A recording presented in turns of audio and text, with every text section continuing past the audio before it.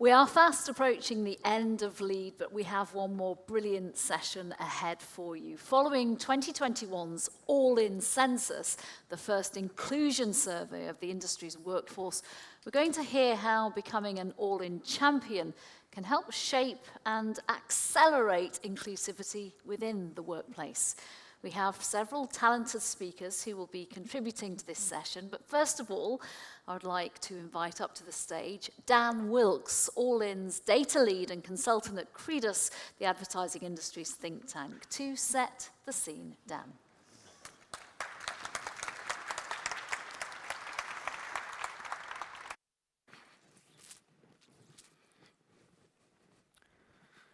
Good afternoon, everybody. So, All In.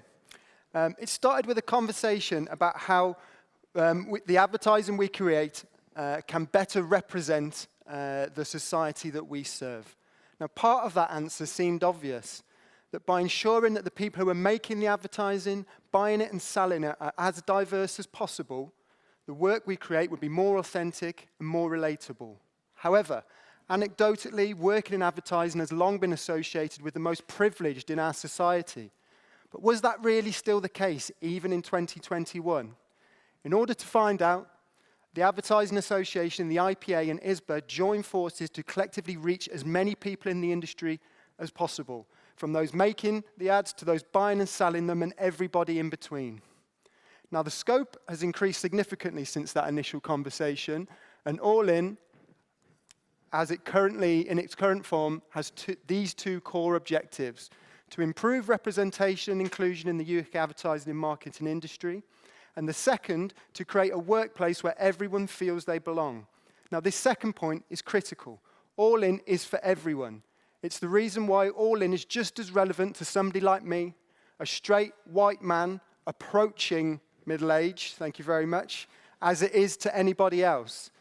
It's the measure of how we all think and feel about where we work, regardless of who we are or where we come from.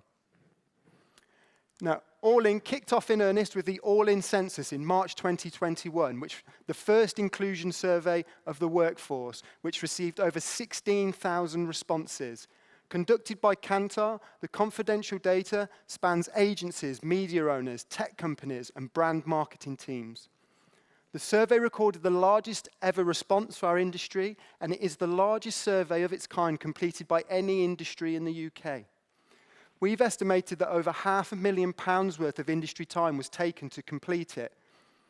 And we'd like to thank everyone that took the time to fill it out and the hundreds of businesses that distributed it and promoted it to their workforce. Findings from the census were stark. Though representation of LGBTQ+ people and those from ethnic minorities was actually higher than the national average, people living with disabilities, those from working class backgrounds, and those aged over 50 were significantly underrepresented in our industry. Senior management positions were dominated by white men, and the study revealed significant ethnicity and gender pay gaps. Many of our colleagues are currently managing mental health conditions alongside their day-to-day responsibilities. 1/3 are affected by stress or anxiety, though perhaps most concerning and worrying of all is the lived experience for many of the people that we work with. For those with experiences and from backgrounds that differ from the stereotypical industry norm, we're considerably more likely to report negative workplace experiences, less likely to feel they belong, more likely to be made to feel uncomfortable, to be bullied, undermined, or even abused. Now, there is undoubtedly still much work to be done to improve access into our industry, but the evidence is clear. Many of our biggest issues are around retention, which is why it's so important that we all work together to create workplaces where everyone feels they belong. The All In Census will be returning in March 15th this year, almost exactly 2 years on from the first. The second iteration will include everything that I've already highlighted and much more. We will, for the first time, be collecting industry-wide data around retention, hybrid working, and experiences of the menopause. Alongside those 2021 findings, we also launched the All In Action Plan. This is an evolving action plan shaped by the data that consists of simple calls to action to improve the experience of people with Black and Asian and working class talent, of LGBTQ people, of women, of people living with disabilities and mental health conditions, and also of older talent. Last summer, we also launched our All In Champion status for companies that are able to evidence that they've adopted all of the actions to date. That currently includes nearly 100 companies. Achieving All In Champion status is a statement and a commitment to improve our industry for everybody working in it. And now I'd like to hand you over to hear directly from one of our All In champions about how this is working in practice. Thank you.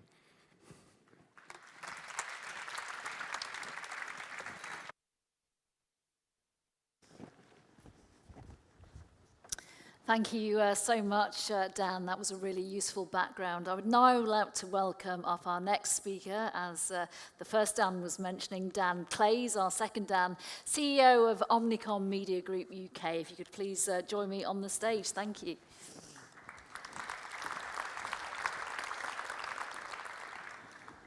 Hello.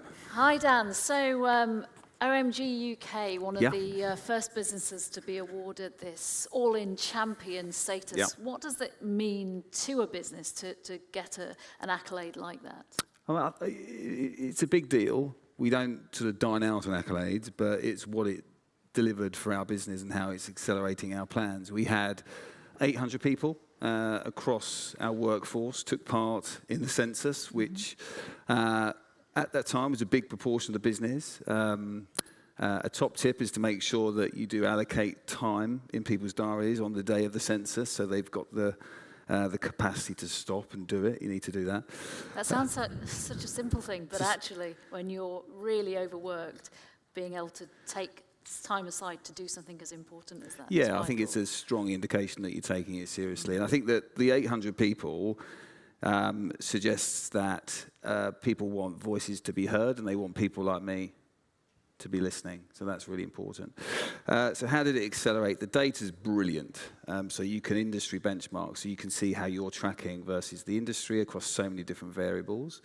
You can slice and dice the data into different parts of your teams. I run a business that's got multiple agencies, so I can see that. And it's a wake-up call. 22% of black colleagues across the industry felt they'd experienced racial discrimination at some point in their career. And that number's undercooked because I expect some people didn't necessarily want to volunteer that. 53% of women felt that parental leave would have a negative impact on career. 22% of people with a disability are probably going to leave the company they work for. So it's a wake-up call. The positives are it's a real statement of your commitment to DE&I. When we pulled the work together, it's a real point of pride when you get to see all of the progress that you're starting to make across so many different areas. It's a fantastic document that is produced. And probably most importantly, across the 9 actions, as Dan was talking about there, it enables you, you can shine a light on what you've done and validates what you're doing, and also where you need to make progress. So for us, we'll talk about it shortly, the BRiM framework. So black representation in marketing, we'd already established a sponsorship scheme, great. Disability, our career site wasn't accessible, so we had to make changes to that. So it spurs action.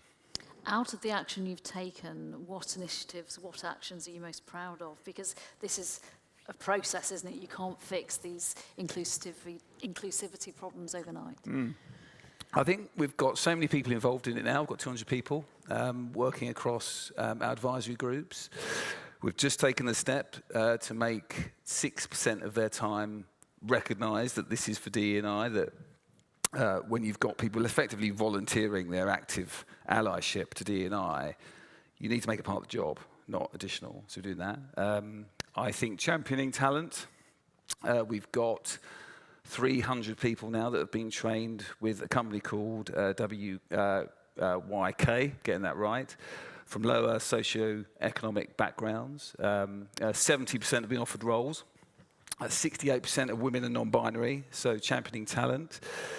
Education, So how we have done a huge program of education and recognizing that people have different ways of needing to take information. So podcasts, panels, workshops. We've just created a DE&I playbook, which has a workshop attached to it, from where you can understand more about what inclusivity means, what privilege means, what active allyship means.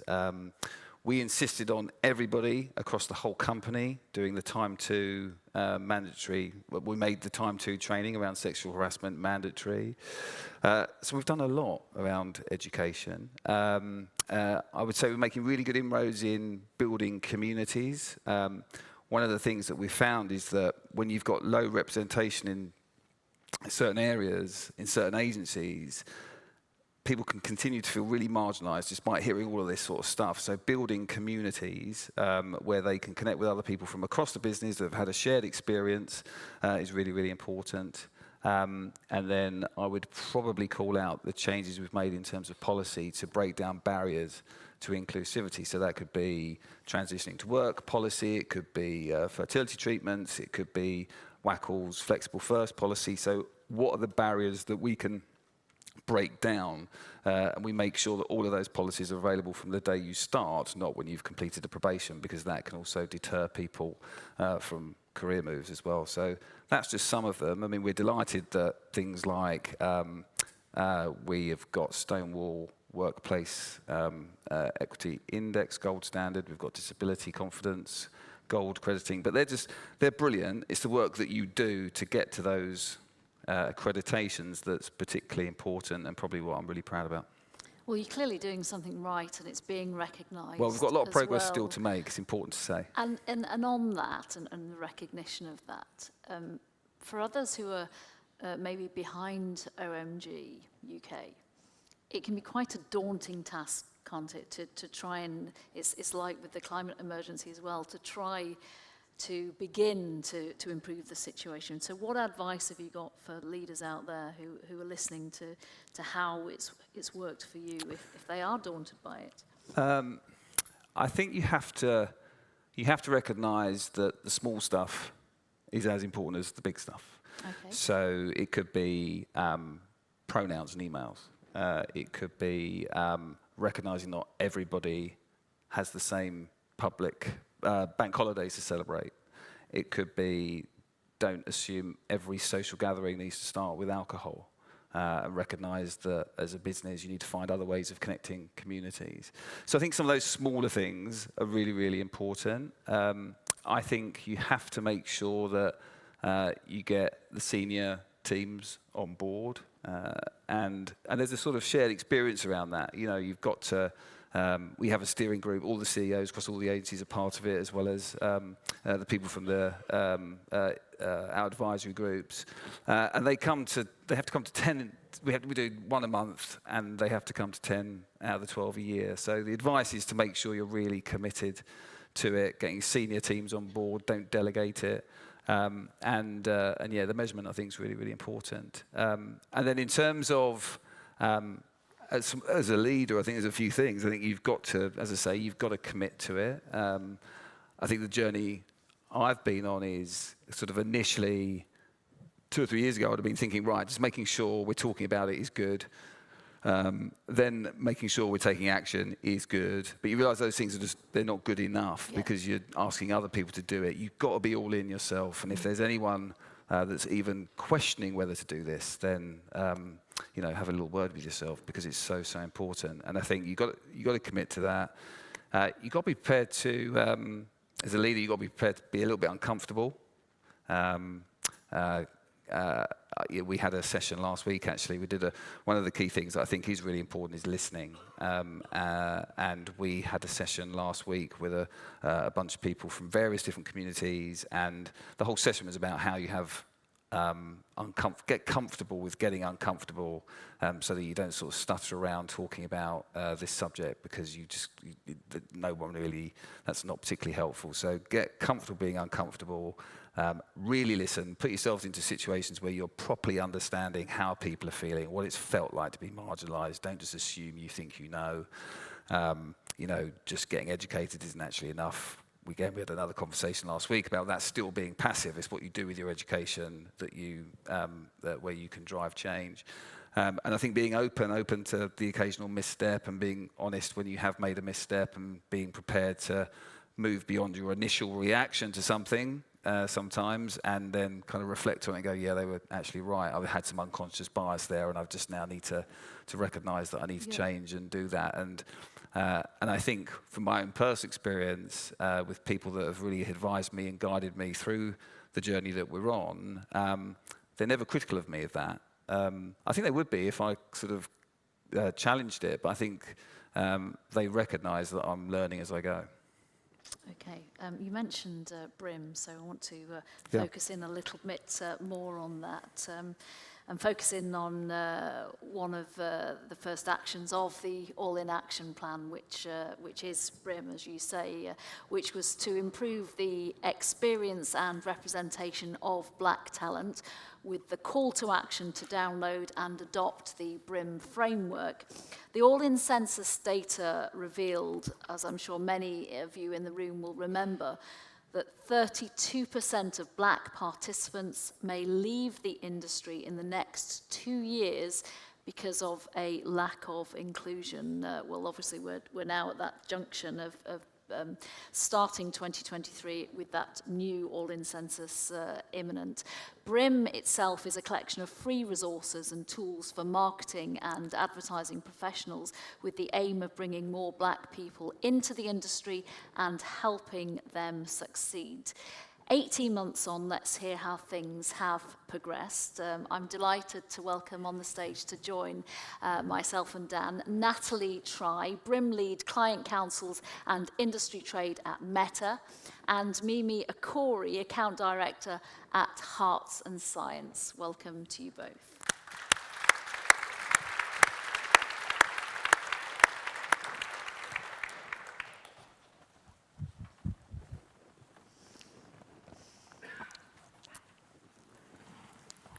What are your key learnings, given your work with BRiM and in your role at Meta? I would say that there are 3 things that have really are a key indicator of whether or not we can make real progress. The first of those is data. So as you just said, the All In Census, really important for us to be able to articulate the particular problem that we're trying to solve. It also helps us to understand how we should try and tackle it. So we see that 32% figure. It's terrifying. It's a big flashing neon sign that we need to be addressing this yesterday. We also see that we have got low representation across the board in this industry at about 3%. It falls to 1% at senior leadership level. So that informs one of BRiM's key goals, which is to double the representation at C-suite to 2%. So in addition to giving us that basis, it gives us the measurability. Right? So hopefully when we see this year's census, it's slightly better. It probably isn't because this is a long-term, multi-phase journey that we're on, but it helps keeps us accountable. The second thing is very similar to what Dan was saying about senior leadership buy-in. That is absolutely essential for us to be able to actually drive real change. So BRiM's very lucky in that BRiM was formed back in 2020 out of the Meta Client Councils in EMEA. A number of senior leaders from top brands and agencies, including Dan, self-elected to form this action group, which is all about improving representation, both in the workforce, but also on camera. So those authentic representations that we know are good for society and the workforce that produces them. So the importance of having senior leaders on board means that we can actually make things happen, because we know we have lots of good intentions. That's our mission, move from good intention to measurable, impactful action. And the senior leaders involved make sure that that can be driven through their organizations and through the industry as a whole. And I would count our partnership with the AA and the other trade bodies in that as well, because it not only helps us to make these things a business priority, but also an industry priority. And then finally, I would say tangible action. So going back to that point of good intentions versus meaningful action, we want to provide scalable initiatives and resources that have a concrete impact on the careers of our black talent. So one of our key initiatives from this past year is the sponsorship program, and we focus very much on sponsorship over mentorship because it puts the onus on senior leadership. Rather than just saying to black talent, here's some advice, run with it, run into brick walls.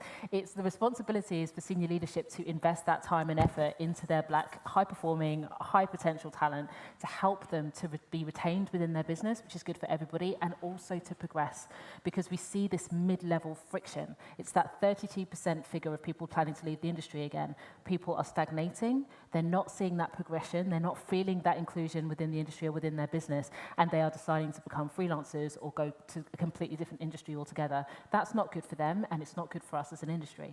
So how do we get over that hump? And that responsibility does lie with the senior leadership of any business, which is why in our sponsorship program, senior leaders are matched with these mid-level, high-potential, high-performing black employees, and they go together on this journey of career development. They identify opportunities. The senior leader can see what the opportunities are in a business. They have that visibility, and they can also open doors. If an employee needs greater visibility within the business, a senior leader can deliver that. If they need stretch goals, a senior leader can deliver that. So it's all about changing that narrative and making sure that the impacts are real. What if you have, and I'm sure there's none in Dan's business, especially given the award that the business has been recognised with, what if you have a senior leader who still feels as if any kind of issues with diversity inclusion, it's just, it's a nice to have, it's lip service. And a senior leader who hasn't, no fault of their own, actually had the lived experience of being marginalised, whether that's to do with skin colour or to do with religion or gender or any situation that could make you potentially somebody who could be marginalised. It has to come from the top. It has to be a business imperative. It can't be an option to be involved in DE&I and to try and retain and progress your talent.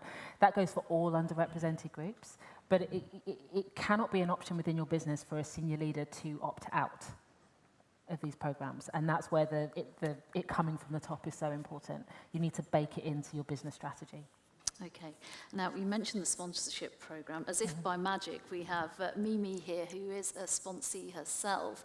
Mimi, just from your experience of being part of the program, how is it for you? How was it for you? Yeah, it feels amazing to be chosen or nominated to be part of this program, because I think it's something that we need as a black community within advertising. My journey in advertising has been up and down. I feel as though a lot of where I am now is definitely down to myself and being super persistent, but also actually having that network of really incredible senior people to actually provide me with opportunity and guidance. So having a sponsorship program within the agency I'm working in now, it's amazing. And I think people don't often realize that when you are from a different community, like the black community, a lot of these things aren't taught. So having an immigrant parent come into this country, we're taught to survive, we're taught to be grateful for any opportunity that comes our way, and we're not really taught to fight for a promotion or how to back ourselves in a pay rise meeting, and actually being able to work with people that have done it and have been successful and learn from them is like super, super useful to our progression. And I think as well, another reason why the sponsorship program has been amazing is because it's really highlighted the importance of programs like this. I think when it comes to diversity and inclusion, there's always a focus on education, education, education. How do we push for great allyship, unconscious bias training, etc. And it's quite like a straight line, kind of like the diversity initiatives are in place are meant to kind of support everyone, when actually I think we should look at it kind of like a tree, different branches, different communities require different things. So actually shifting that focus on from education, whilst it's super important, to actually creating safe spaces and propelling and progressing different diverse communities within advertising.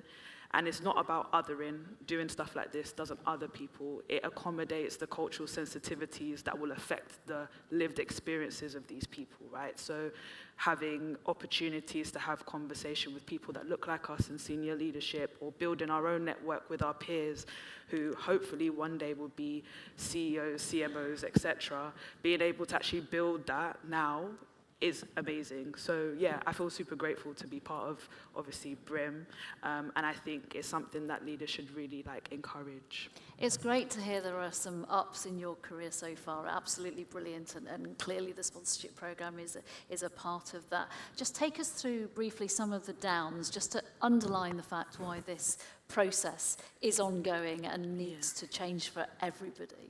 I think the downs is just not being able to advocate for yourself and not knowing when something is wrong.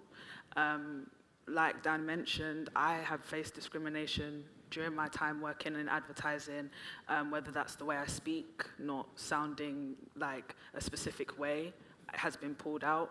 And also not being able to, when I apply for a new job, for example, not actually knowing what I deserve to be paid and finding out later down the line I've been underpaid, for example, or even though I'm at a higher level. So it's these things that actually kind of hurt, I guess, and also having to code switch and feeling like you can't be your authentic self because you don't know how you're going to be perceived. So being in my position as a director and managing a team, trying not to be snappy or trying not to be forceful with things I need the team to do or whatever, because I don't want to be seen as aggressive, which is a trope that follows black women all the time. So it's things like that that I constantly have to think about. Being the only black person in a room, being the only black woman in a room, like, how will I be perceived? Every single day, going into a meeting or going into work, it's just a constant process, always second guessing or thinking about what I say or how I come across, etc. Those are the downs, and it's constant. So having the opportunity to speak to other people who are in the same position as me as black women or black people, it allows me feel seen and heard, and also it provides me with the opportunity to have conversation and find ways in order to make myself feel more comfortable in working, because I want to stay in the industry. I don't want to leave, but at the same time, I need to feel safe. Yeah, and not hurting and not having to second guess everything you think before you say anything. Dan, you mentioned earlier about the work you're doing with people from all different backgrounds and creating that new talent pool. Is that something that is looked at in terms of the progression throughout a career, in terms of making sure we get these starters into the senior positions and that their careers are tracked so that they don't brilliantly get brought on in the advertising industry and then fall to the wayside at some point?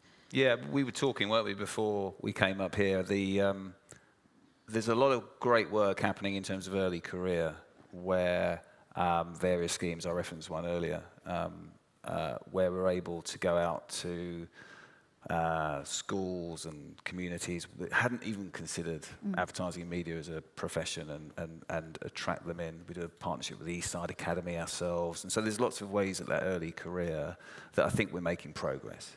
The biggest challenge of all is mid to senior level, for sure, in terms of role models for then that early career stage to see, looking up, going, wow, there's people like me that are doing brilliantly well. And that's been the biggest challenge. And that's why the sponsorship programs are super important. So that's where we just need to make sure we're placing equal focus, if not more, on that area. And that's what I think is particularly key. And also how the schemes can, again, we talked about this before we came up, how the schemes can work across other areas, so gender, disability, etc. It's a model that's super important because we're impatient, we want to make progress, and also it can work. If you've got it set up in your business, it can work really effectively for going outside of just purely the advertising and media pool, bringing people in from other industries and start to get a bit more open-minded to people's skill sets from other categories of work into advertising, and that's another way of speeding up the process. Why do you think it's important, or dare I say vital, for industry commitment to All In, and especially, I guess this is the homework to take away from the session, this year's All In Census, which as Natalie mentioned, may very well not be a kind of glowing report on the progress, but is at least the check-in to see where you're at? I think fundamentally it's a continuation. So if you're a company that did it first time, it would be madness not to do it again, because we've got to see continual progress, and there's lots of work to do. And actually that first survey was dropped during the COVID period, and I think we've all got to be quite alert to the fact that people coming back to work in different environments will also have an impact on the results. So I think it's really key to understand whether we've gone forwards, whether we may have gone backwards in certain areas. And as I say, I think it is about a continuation. And I think we'll be here in a year's time saying again, because keep going, because we just need to keep looking at that as a sense of progress. We're a long way from the finishing line. If you haven't done it, get started. If you have done it last time round, go again. Is there any excuse for not doing it? No. No. Dan, Mimi, Natalie, thank you very much for joining me. Thank you very much for taking part in this really important panel. Thank you.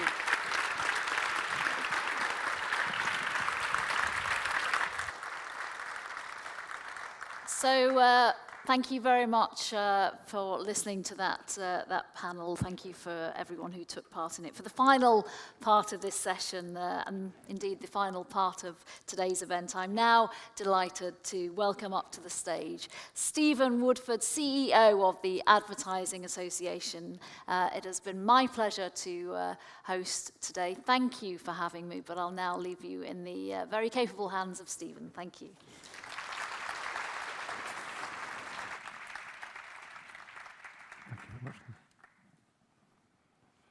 Well, thank you very much, Nina. You've been a fantastic host. You hosted us virtually last year, so it's great to have you here in person. And I think when we started out on this sort of journey to prepare today's event, there's always this feeling of, are they going to come?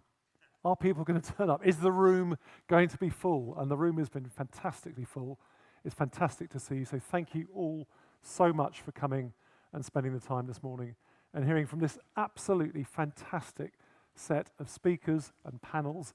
And I can't think of actually a better way to end it than that panel that we heard from Dan and Mimi and Natalie.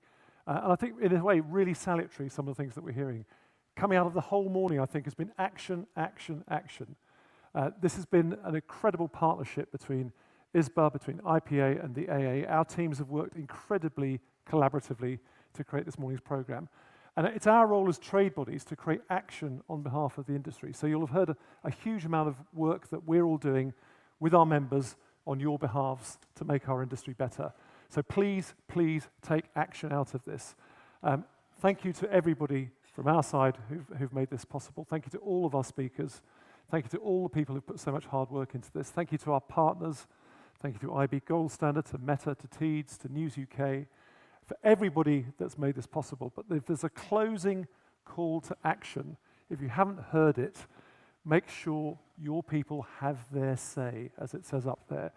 March 15th, 2023. Dan said it so eloquently. Why on earth would you not do this? If you get enough people in your company doing the survey, you'll have your own benchmark data to compare against the industry average. This is the world's biggest survey on all of these facets of diversity and inclusion in any industry. The biggest in our industry, it's the biggest in any industry, ad industry around the world. It's the biggest of any UK industry. So we've got something extraordinary and valuable to make our industry better.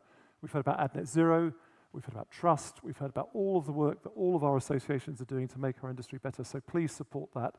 And please stay with us now for lunch and enjoy the rest of the day. So thank you very much for coming. Thank you to all. Thank you.